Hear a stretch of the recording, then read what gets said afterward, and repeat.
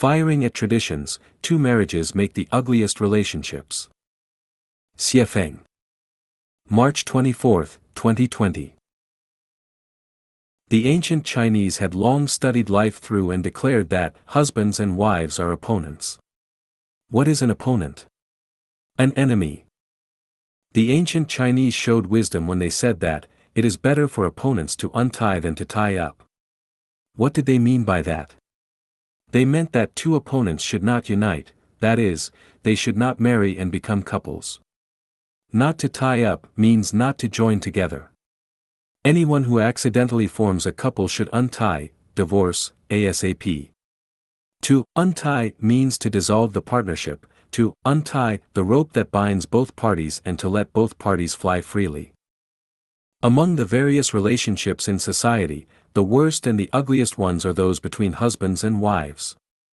The most trouble and pain in people's lives come from their marital partners. Domestic violence does, and so do cold wars. The worst complaints are those between married couples, and the mutual torture between them is also the worst. Once a person is married, they fall into an abyss of misery which lasts for the remainder of their union. When an angel marries, they become a devil; when a saint marries, they become laity or mortal. 90% of married men wear green hats, feel betrayed. Is this not painful? 90% of married women lose their desirability after marriage. Is this not annoying? Chinese culture was created by God. Just look at the Chinese character, and you can understand everything. Means woman and means confused. A woman gets confused then gets married. Means to marry, and it is clear that when a man unites with a confused woman, he also becomes confused. There is a saying that, a wife is not as good as a concubine, and a concubine is not as good as stolen love. These words reveal the secret of secular life. If a man has a wife and a concubine, then he will definitely prefer his concubine, but even if he has 3 wives and 4 concubines, he would still want to steal love. Why? Because the stolen love tastes exceptionally delicious, and is fascinating, irritating, and yearning, so why not steal it? Only a fool would not want to steal some love. Lechery is not a crime and stealing love is not theft, so why not steal some love? Even if you do not steal any, you still think about it. Come on, admit it. Even if you cannot sleep at night, lose your appetite, and become haggard, you will still be restless and ready to take action. Once opportunity knocks, you will definitely take action even if it means walking the wire, or even dying for it. This is reality and people have to face it. For thousands of years, this reality has not changed at all.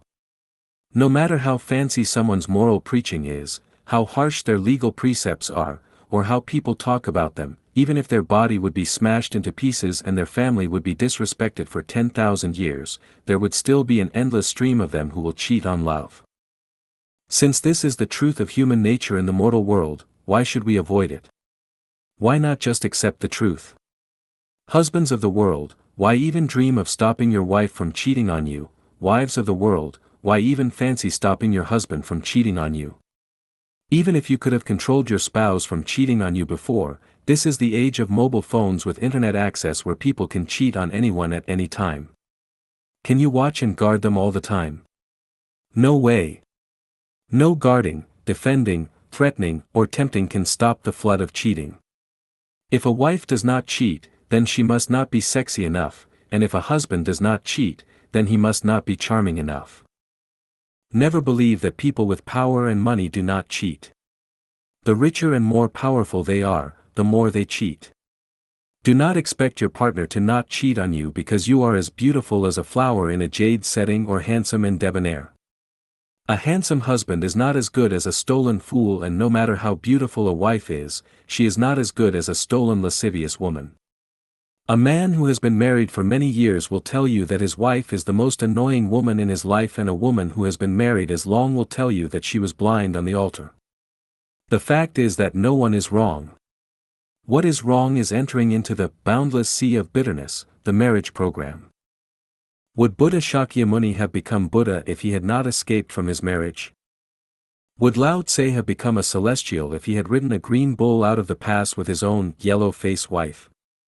Would he have become Lord Lao Tse?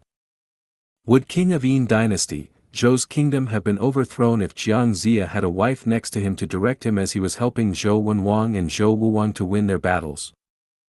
Would Christopher Columbus have discovered the New World if he had loved a wife who loved him equally? When I was a child, seeing new couples at weddings made me feel green with envy. Now, I feel pity for them because I know what they are in for.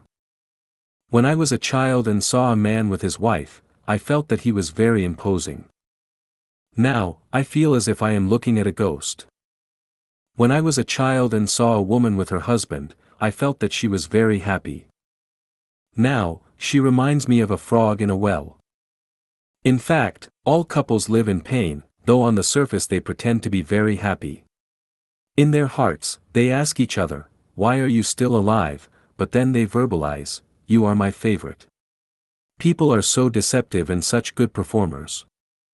Even more strange is that some couples have never had more than a few days of happiness in their entire lives. They know that entering into marriage and becoming a couple was the worst mistake in their lives, but they still force their children to follow their own painful paths. It is an obvious fire pit, but they force their children to jump into it. How cruel do you think such parents are? Are there any real people in this world? I have thought it over and over again but could not figure it out. Finally, I can only say that all parents who force their children to marry must have been kicked in their heads by donkeys or even camels. Either their minds are flooded, some nerves in their brains short-circuited, or they were fed the wrong drug when they were born. There is no other explanation. Then, if you do not get married and do not have a romantic partner, where will you go? The most ideal and most beautiful way out is in our garden, the new oasis for life created by Lifechanyuan.